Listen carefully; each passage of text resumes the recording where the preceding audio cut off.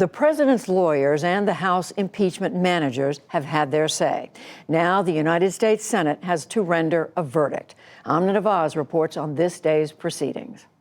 The Senate will convene as a court of impeachment. With the end of the impeachment trial of President Donald Trump in sight, O Lord, as we enter the final arguments phase, Mr. Chief Justice, House managers took to the Senate floor one last time in their closing arguments to senators who will vote Mr. Trump's fate on Wednesday. The evidence was presented to you is damning, chilling, disturbing, and disgraceful.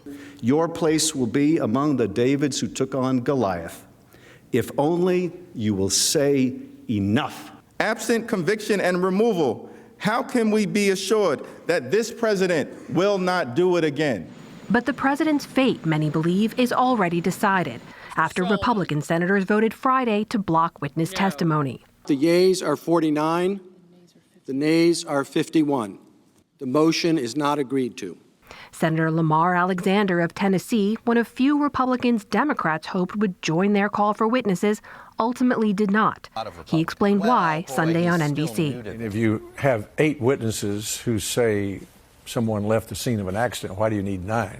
Alexander and other Republicans echo an argument made by Mr. Trump's attorneys that while the president did withhold aid to Ukraine in a pressure campaign to investigate former Vice President Joe Biden and his son Hunter, what the president did was inappropriate but not impeachable, especially not in an election year. I think he shouldn't have done it. I think it was wrong. Inappropriate was the way I'd say improper, crossing the line. And then the only question left is, who decides what to do about that? Well, who decides what to do about that? The people. On Capitol Hill today, Republicans breathed a sigh of relief, like Senator John Kennedy of Louisiana. When I count my blessings, I count Lamar Alexander twice. On the other side but Democrats like John Tester of Montana warned about the future in an interview with Judy Woodruff. I'm very fearful of this. Elections are really foundational to our country and to our democracy, and it's just really, really unfortunate. And I don't know where this stuff ends if he is found innocent, if he's acquitted on these charges. Inside the chamber, the president's team appealed to senators to reject the articles of impeachment, a partisan effort, they argued, based only on policy differences. Protect the integrity of the United States Senate. Stand firm today and protect the office of the president. Stand firm today and protect the Constitution. Stand firm today and protect the will of the American people and their vote. Stand firm today and protect our nation. And I ask that this partisan impeachment come to an end. Even as formal impeachment arguments came to a close, lawmakers signaled that the battle over some of the same issues that define the trial will continue in the months ahead. Senator Lindsey Graham this Sunday on Fox News. We're going to get to the bottom of all of this to make sure this never happens again. Intel, Senate Intel will deal with the whistleblower. Foreign Relations Committee will deal with Joe Biden's conflict of interest. On CBS, lead House manager Adam Schiff was asked if he'd continue to seek the testimony of President Trump's former national security advisor. I don't want to comment at this point on what our plans may or may not be with respect to John Bolton.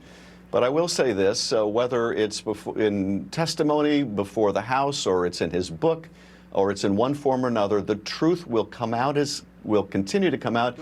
President Trump, who spent the weekend at his Mar-a-Lago home in Florida, was wholly dismissive when asked about the trial in a Fox News interview.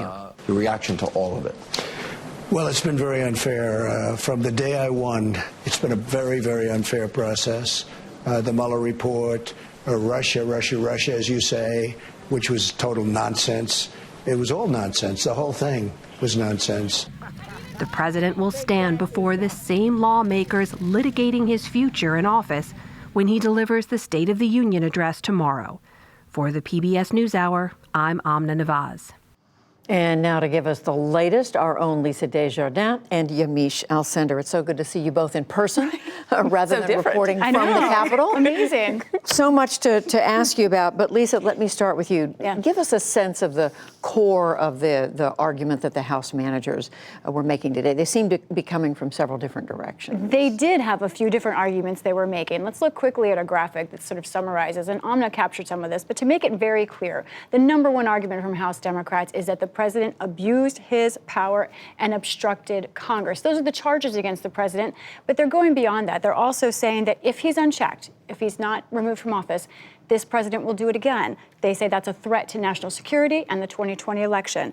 They also are making this argument, we heard from Representative Schiff in that story, that history will judge the Senate. They're making a historical argument as well.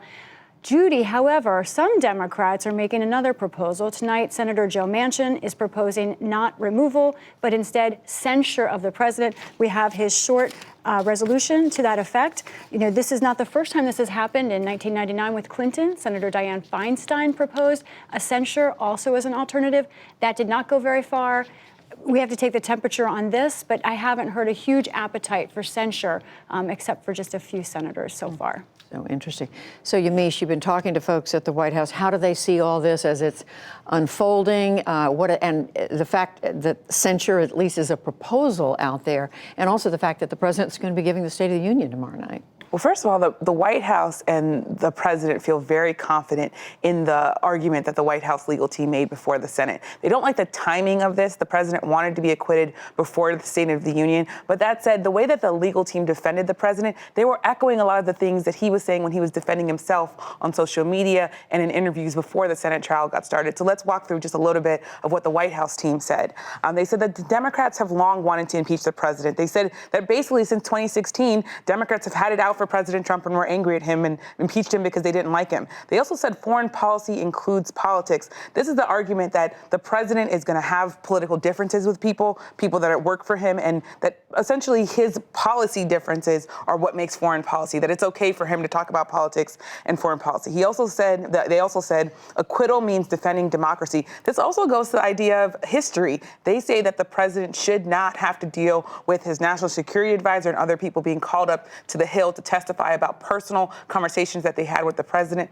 The other thing when it comes to censure, the White House acknowledges that the censure argument might be something that they have to deal with later on, but they think that that's going to fail. At the end of the day, the president thinks he's going to be exonerated, he's going to be acquitted, and that's going to be the big thing that he's going to be able to talk about. Well, speaking of that, this argument that some Republicans have made, like Lamar Alexander, who say, well, what the president did in reaching out to Ukraine's president, asking them to investigate a political rival was wrong, but it's not impeachable. How is the White House dealing with that?